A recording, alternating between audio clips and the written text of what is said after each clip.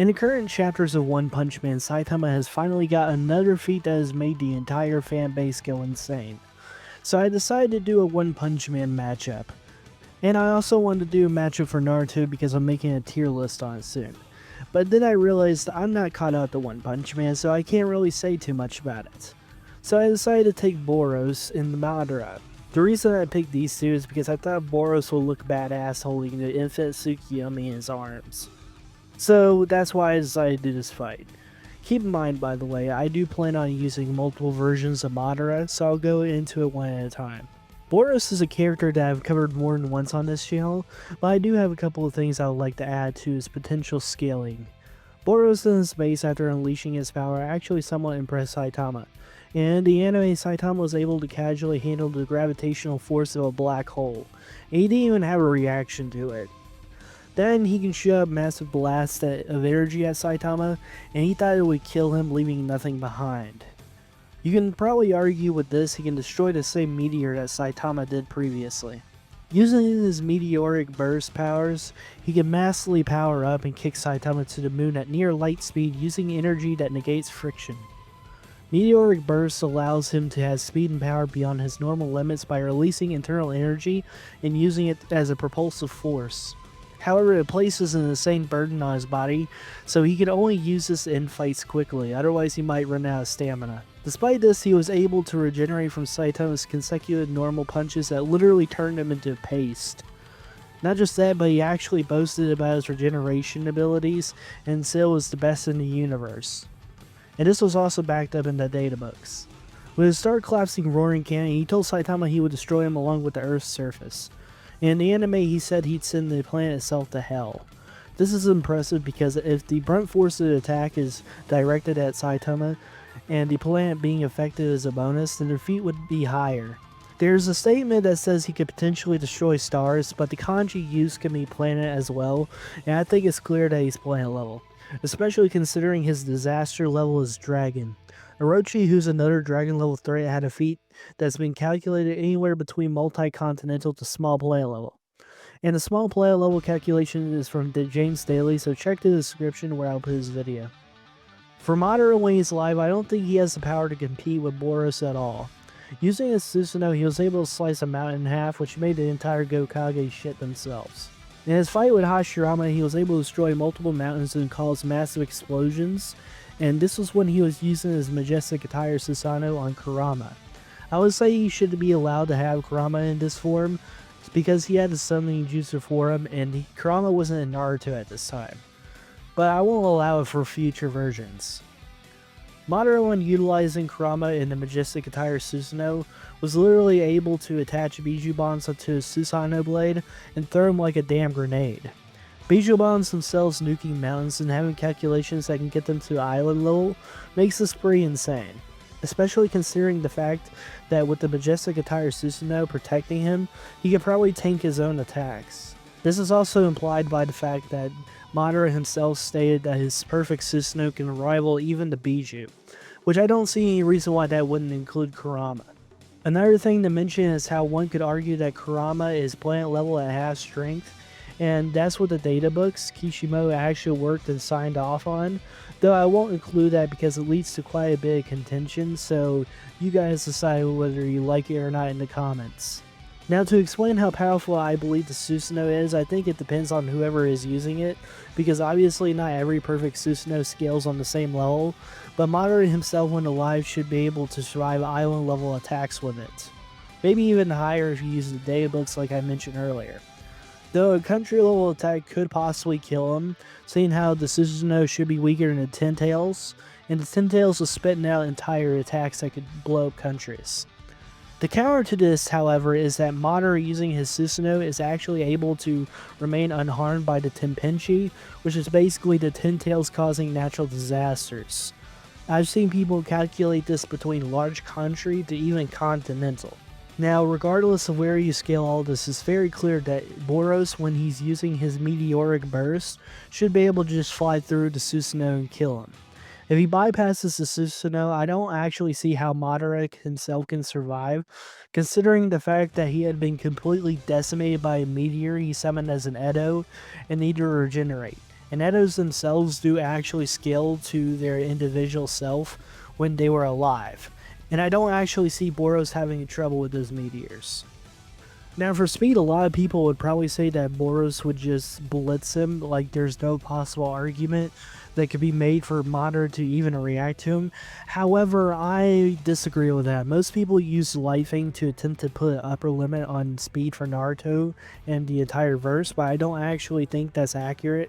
Because we know characters like Haku were moving through the mirrors at light speed, which was confirmed by the data books, and it would make sense seeing how it's mirrors and reflections, and that the Raikage was moving around light speed as well.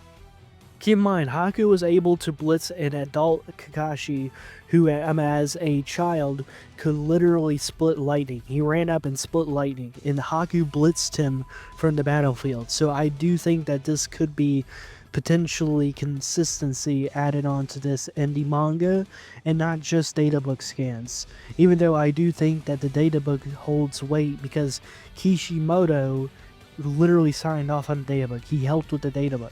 It makes me believe that light speed was kind of established before the light thing even happened. And I don't know about you, but I seriously doubt that Haku is faster than any iteration of Madara, bruh. Now, while I don't think Boros is as fast as Madara, I don't think he's a slouch because he should be fast enough to escape the gravitational force that his minion had that was comparable to a black hole, making him faster in light. However, I do think he needs to be powered up doing it because the narrative was clear that when he is utilizing meteoric bursts, it allows him to move at such speeds by negating friction. While I do not think he's as fast as him, I do think he is somewhat comparable to Garo and Platinum Sperm in this feat right here. So he should at least be comparable to them, considering he should be also faster than Flashy Flash, who is confirmed to be light speed. The feat with Platinum Sperm and Garo was unquantifiable at face value, but some madmen actually calculated this shit, and it was around 4.33 times the speed of light. Seriously, shout out to this guy, he must have put in some work for this. With all the information I just discussed, I don't actually think there's a lot Madara can do outside of Genjutsu. If Boros actually gets under the Genjutsu, I don't really see a way for him to get out of it, and it could just be a straight up GG's, and it's actually a really good win con for Madara. But I think Boro would kick his ass more times than not, especially when using the area of effect attacks he has, and Star Collapsing Roaring Cannon would just be fucking overkill, seeing how Madara doesn't actually have the stamina to stand up to him. The only thing he really takes is hacks and speed. I have to give it to Boros for this one. Edo Madara is more complicated, however, because Boros cannot actually kill him. Boros and Edo Madara have some insane regeneration, be able to come back from basically nothing, which is very impressive, but the difference is Boros isn't actually immortal, unlike Madara, who's already dead, and Boros also has a limited stamina. Madara also has both powers from the Sharingan and the Rinnegan, which gives him way more win conditions than before.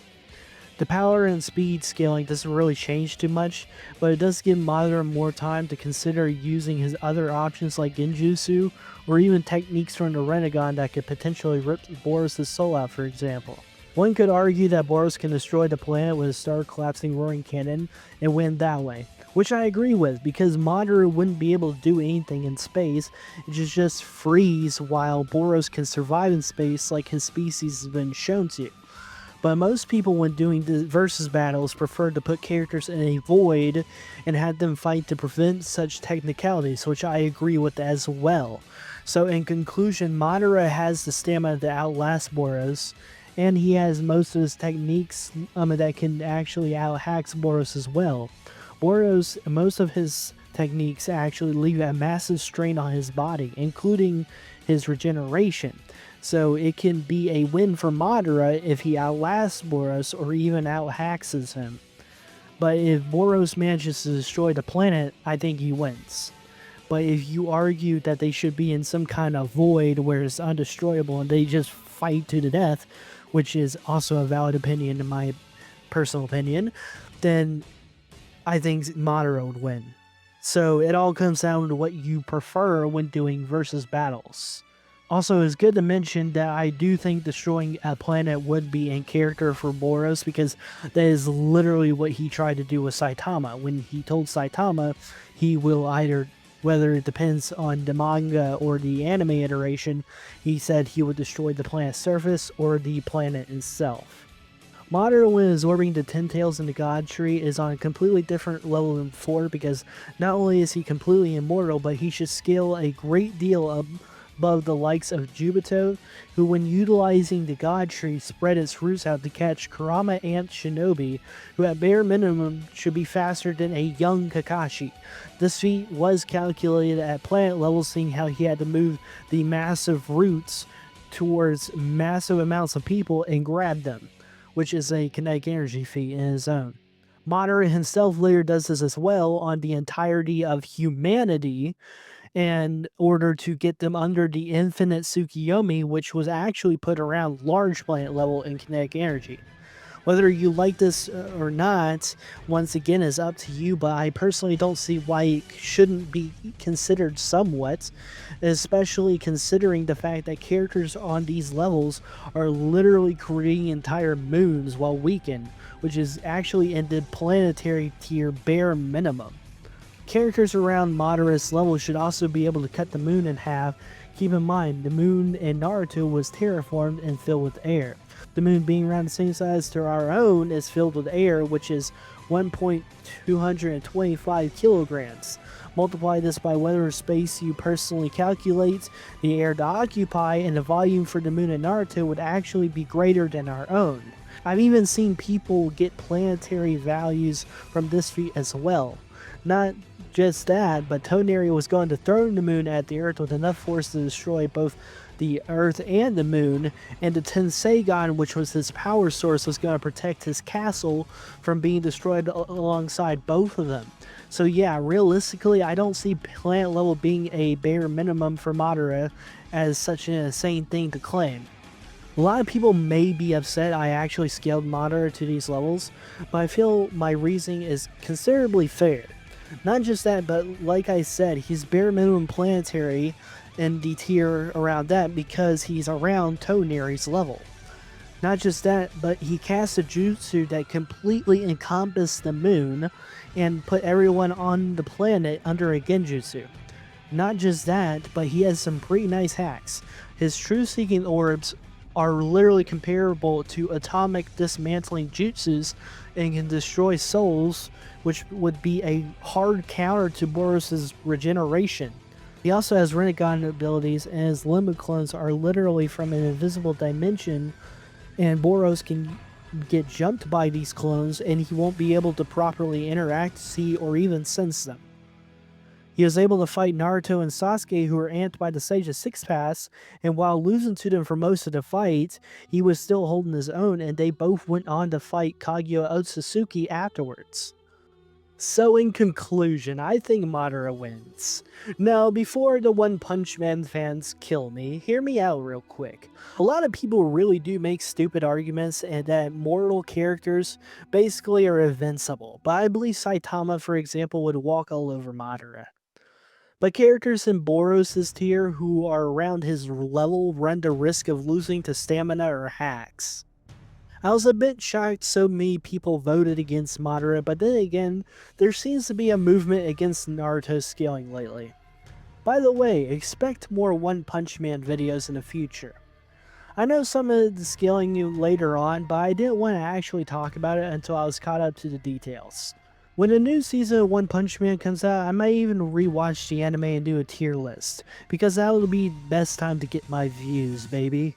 So like and subscribe. And if you disagree with me, that's fine. Never be scared to share your own thoughts with me.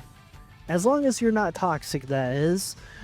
I am fine with a respectful disagreement. Now, this may be my last video of the year, but I will let you know I'm getting a new laptop, which means I'll be able to upload more often, most likely. I hope you all have a wonderful Christmas and New Year. Behave yourselves, be nice to your mothers. Speaking of which, by the way, after I'm done editing this video, I'm gonna go pester her to watch it. What a sick bastard I am.